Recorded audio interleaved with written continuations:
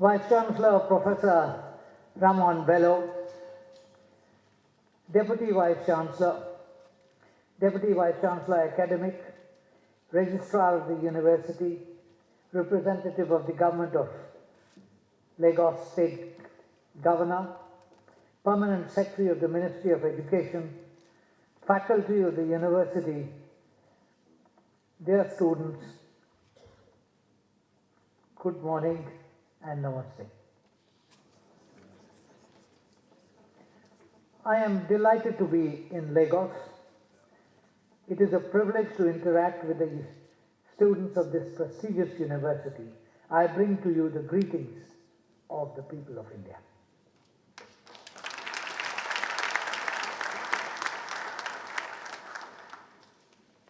India, the largest democracy in the world, rejoices in the gains made by the Nigerian democracy, the largest in Africa, in the past 18 years. Our shared struggle against colonial rule provides the foundation of Indo-African friendship. This mutually beneficial engagement continues to inspire and strengthen as we embark on elevating this partnership to a strategic level for the benefit of the people of Africa and India. For this reason, a closer look at how perceptions developed is of relevance.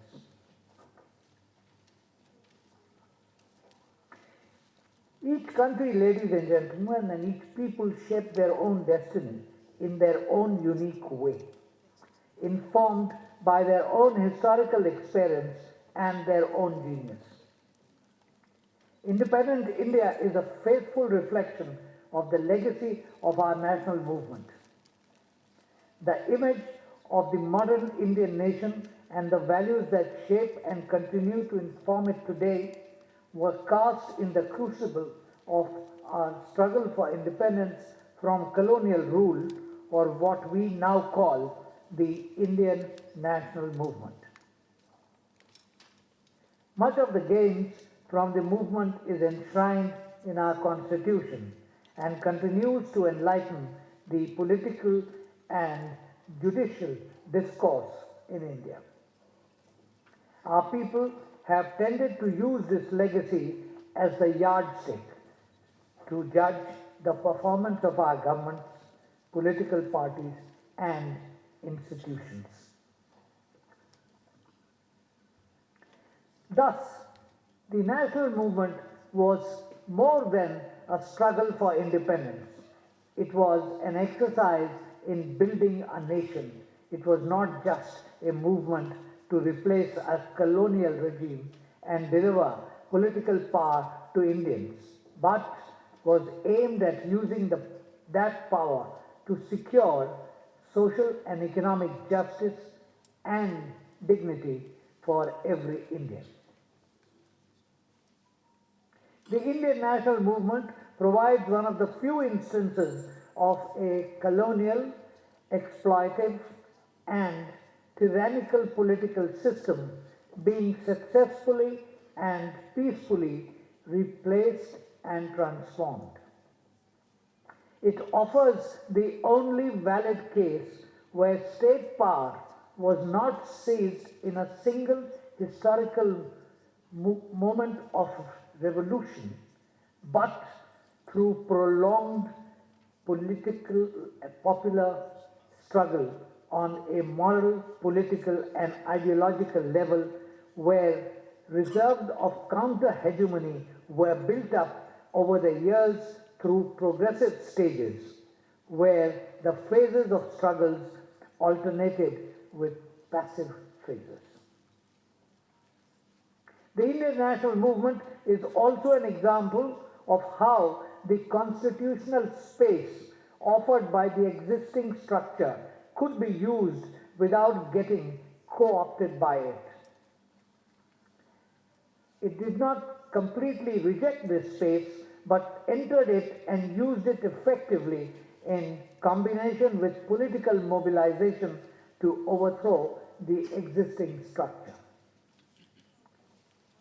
The movement is perhaps one of the best examples of the creation of an extremely wide movement with a common aim in which diverse political and ideological currents could coexist and work and simultaneously continue to contend for overall ideological and political hegemony over it. While intense debate on all basic issues was allowed, the diversity and tension did not weaken the cohesion and the striking power of the movement. On the contrary, this diversity and atmosphere of freedom and debate became a major source of its strength. The movement was built around the basic notion that the people had to and could play an active role in politics and in their own liberation. It succeeded in politicizing and drawing into political action a large part of the Indian people. The movement was premised on the view that it was the people and not the leaders who create a mass movement, whether for the overthrow of the colonial regime or for social transformation. Although the success or failure of a movement does indeed depend on the quality of its leadership. India was blessed that a set of people of incredible talent and wisdom graced the period marking our struggle. They possessed moral integrity of the highest order. The tallest amongst them was Mohandas Karamchand Gandhi, whose singular efforts transformed the struggle from a campaign by the elites into a true mass movement. Mahatma Gandhi, in employing satyagraha, the non-violent insistence for truth and justice, also gave a political tool to the masses seeking to oppose a tyrannical rule. Satyagraha, as a form of struggle, was based on the active participation of the people and on the sympathy and support of non-participating millions. In fact, unlike a violent revolution, which could be waged by a minority of committed cadres and fighters, a non-violent revolution needed the political mobilization of millions and passive support of the vast majority. He was the moral and ethical custodian of the movement, and a grateful nation rallied to his call, bequeathing on him the honorific of Father of the Nation. A defining feature of the movement were the values and modern ideals on which it was based and the broad socio-economic and political vision of its leadership. A vision of a democratic, civil libertarian and secular India based on self-reliant, egalitarian social order and an independent foreign policy. The movement popularized democratic ideas and institutions amongst the people and struggled for the introduction of parliamentary institutions on the basis of popular elections.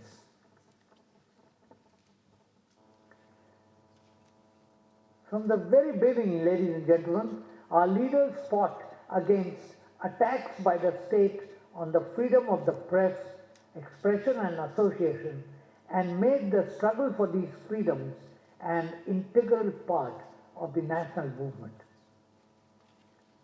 Our national movement was fully committed to a polity based on representative democracy and the full range of civil liberties for the individual.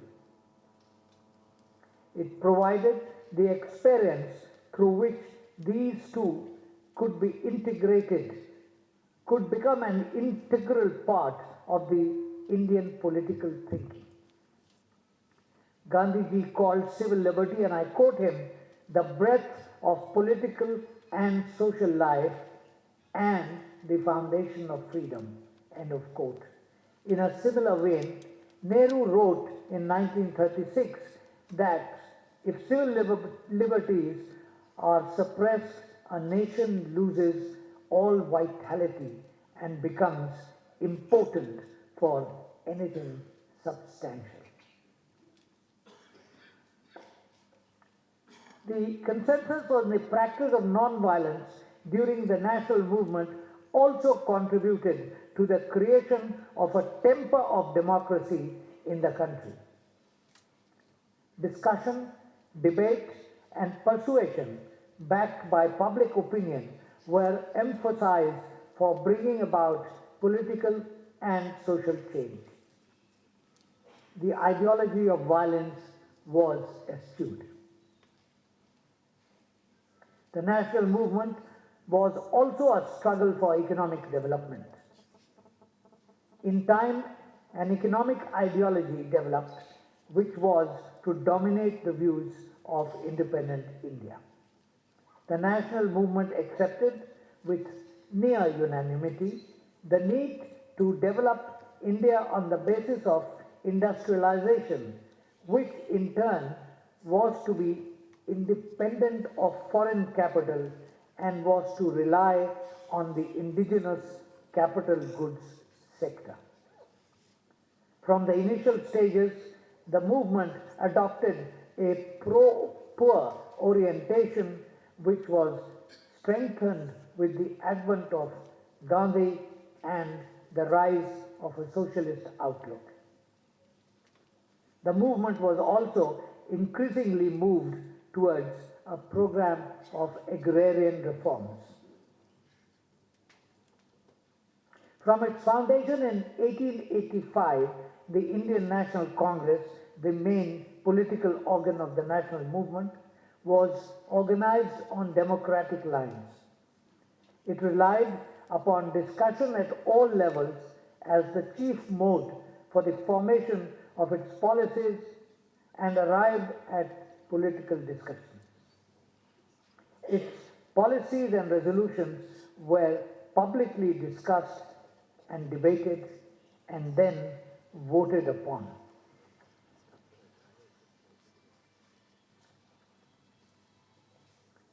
An aspect of the commitment to the creation of an egalitarian society was the national movement's opposition to all forms of inequality, discrimination, and oppression based on gender and caste. It allied itself with and often subsumed movements and organizations for the social liberation of women and the lower castes. The national movement brought millions of women out of their homes into the political arena. Its reform agenda included improvement of their social position, including the right to work and education and to equal political rights. As part of its struggle against caste inequality and caste oppression, abolition of untouchability became one of its major political priorities after 1920. From its early days, the national movement was committed to secularism. Secularism was defined in a comprehensive manner, which meant the separation of religion from politics and the state, the treatment of religion as a private matter for the individual, state neutrality towards or equal respect for all religions, absence of discrimination between followers of different religions, and active opposition to communalism.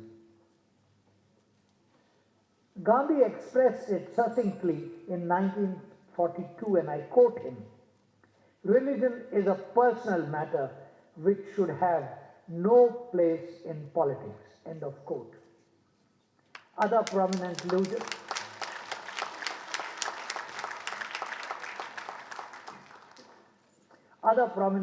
leaders, including Nehru, saw communalism as a form of fascism and spoke passionately and with deep understanding on communalism.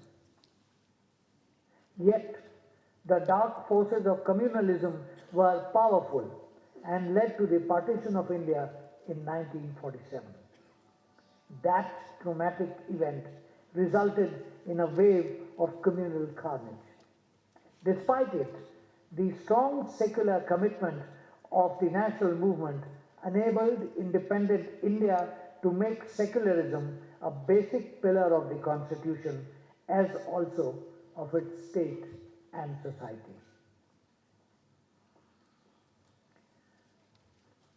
Friends, our national movement was not chauvinistic or jingoistic and looked beyond the shores of India as many of its leaders developed a broad international outlook based on opposition to colonialism and sympathy and support to people fighting for their independence. Gandhi's political strategy inspired many. The best known example is in South Africa, where Nelson Mandela was inspired by the Gandhian virtues of forgiveness and compassion, values that served him and his country very well on the assumption of power.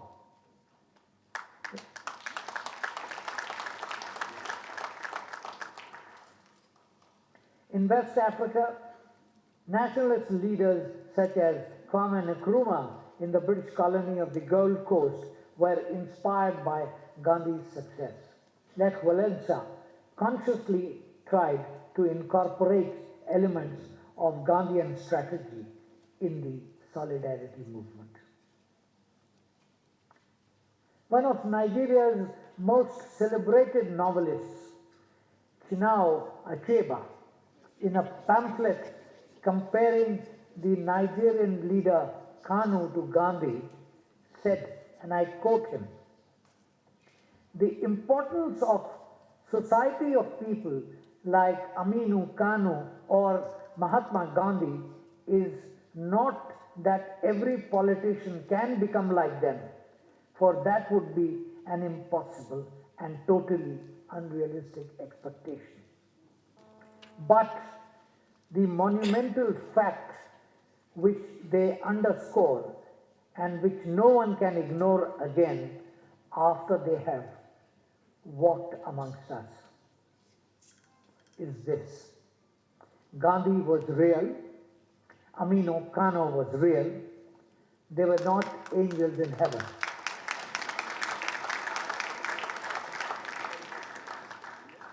They were not angels in heaven, they were human like the rest of us in India and Nigeria. Therefore, after their example, no one who reduces the high purpose of politics which they exemplified down to a swinish scramble can hope to do so without bringing a terrible judgment upon himself." End of quote.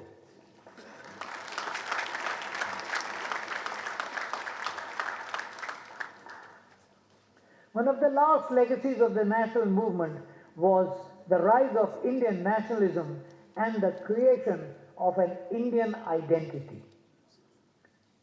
This was a long process whose roots can be drawn from the ancient era. But it was only in the 19th century that the concept of a national unity, a concept of a national identity and national consciousness in its modern sense emerged. This growth was intimately connected to the national movement. The social, economic, and political factors had inspired the people to define and achieve their national identity. people began discovering their unity in the process of their struggle against colonial rule. For our leaders, the notion of a structured nation did not contradict its unity. They not only acknowledged but also appreciated India's rich cultural, linguistic, religious, ethnic, and regional diversity. The emergence of a strong national identity and the flowering of other narrow identities were seen as mutually reinforcing processes.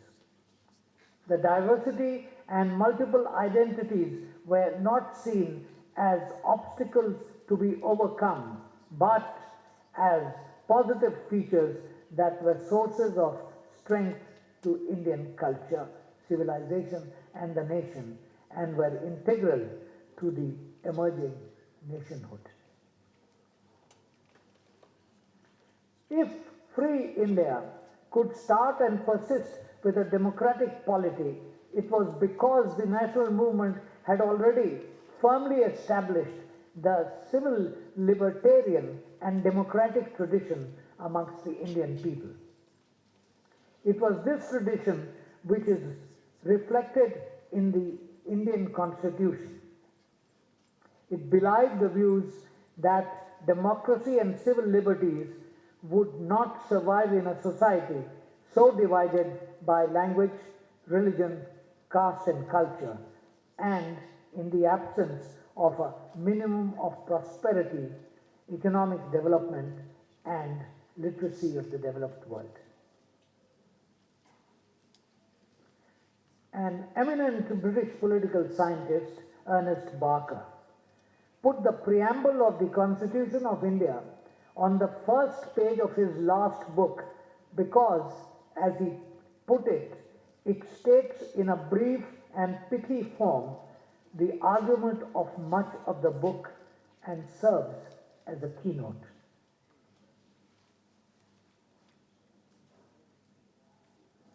Ladies and gentlemen, legacies do endure, but no legacy, however strong, can last forever. It tends to erode and become irrelevant unless reinforced and developed and at times transcended in a creative manner to suit changing circumstances. It is for this reason alone that the youth should have a sense of history and know that the environment that encourages their aspirations was built on the sacrifice and toil of others before them.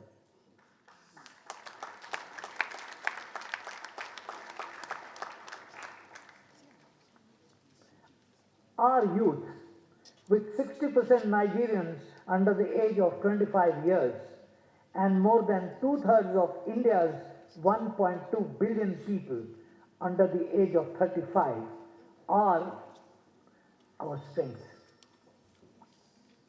We have a great opportunity to work together to channelize this demographic dividend.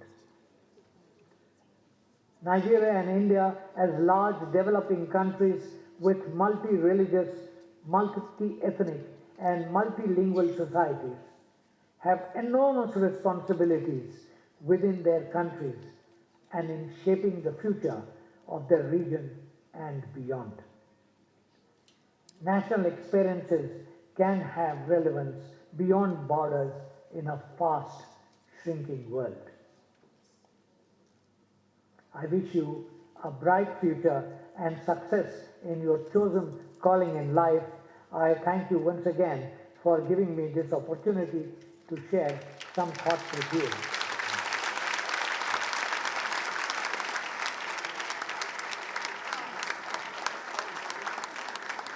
Long live India-Nigeria friendship.